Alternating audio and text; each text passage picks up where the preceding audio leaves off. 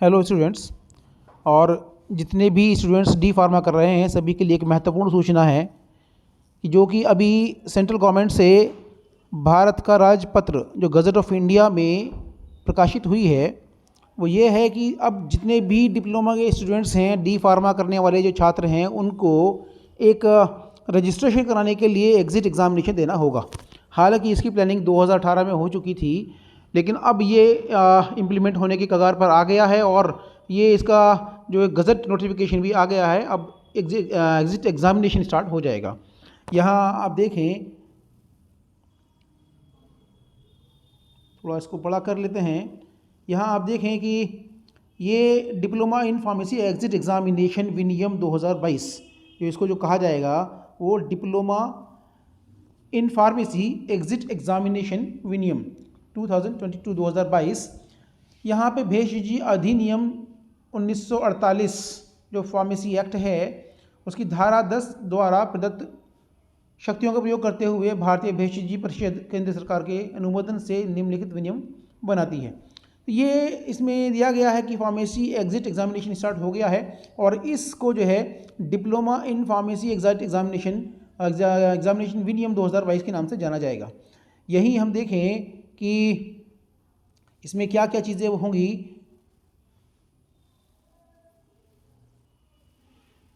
यहाँ इसका उद्देश्य भी क्या है इसमें कि डिप्लोमा फार्मेसी, अब यहाँ देखिए diploma pharmacy in pharmacy exit examination विनियम जो है DPEE का उद्देश्य यह सुनिश्चित करना है कि राज्य भेषजी परिषद के साथ भेषजी के रूप में पंजीकरण के लिए आवेदन करने वाले उम्मीदवार ने डिप्लोमा इन फार्मेसी पाठ्यक्रम में एक व्यापक व्यवहारिक प्रशिक्षण कार्यक्रम प्राप्त किया है, जैसा कि शिक्षा विनियम 2020 अथवा भेषजी अधिनियम 1948 की धारा 12 के तहत भारतीय भेषजी परिषद द्वारा अनुमोदित संस्थान में समय समय पर लागू विनियमों में प्रावधान है और उसने दवाओं के वितरण और भेषजी अभ्यास के अन्य क्षेत्रों तथा अपने अनुशासन, सत्यनिष्ठा, निर्णय कौशल, ज्ञान और सीखने की इच्छा को सुदृढ़ करने के लिए आधारभूत दक्षता प्रदान की है, ताकि एग्जामिनेशन उत्तीर्ण करने के बाद वह एक पंजीकृत भेषज बन सके जो अपने व्यावसायिक कार्यों और उत्तरदायित्वों का वहन करने के अतिरिक्त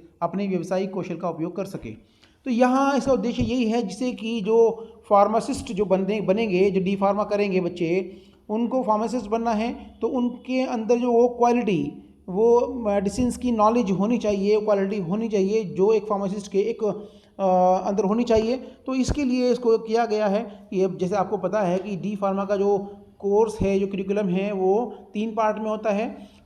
diploma first year, diploma second year और प्रैक्टिकल ट्रेनिंग 500 घंटे की, और इन तीनों को करने के बाद में ही रजिस्ट्रेशन होता है। लेकिन अब इन तीनों को करने के बाद में आपको एक एग्ज़िट एग्ज़ामिनेशन और देना होगा जब आपका रजिस्ट्रेशन हो पाएगा। तो यहाँ पे इसमें जो है बताया गया है कि आवर्ती कब होगा, diploma in pharmacy exit examination आयोजित करने की योजना और परीक्षा के पाठ्यक्रम का विवरण उम्मीदवार की जानकारी के लिए भारतीय भेषजी परिषद जो फार्मेसी काउंसिल ऑफ इंडिया है वो समय समय पर उसके द्वारा बताया जाएगा।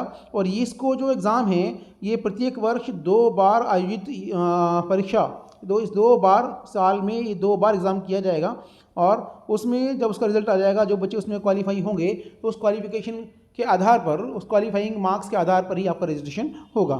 तो यहाँ हम इसको देखें,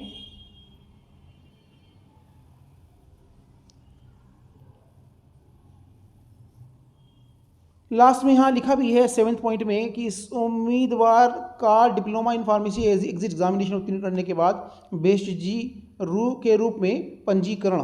तो diploma in pharmacy exit examination उत्तीर्ण करने के बाद उम्मीदवार भेषजी अधिनियम 1948 में भेषजी के रूप में पंजीकरण का पात्र होगा अगर वह धारा 32(2) में वर्णित शर्तों को पूरा करता है।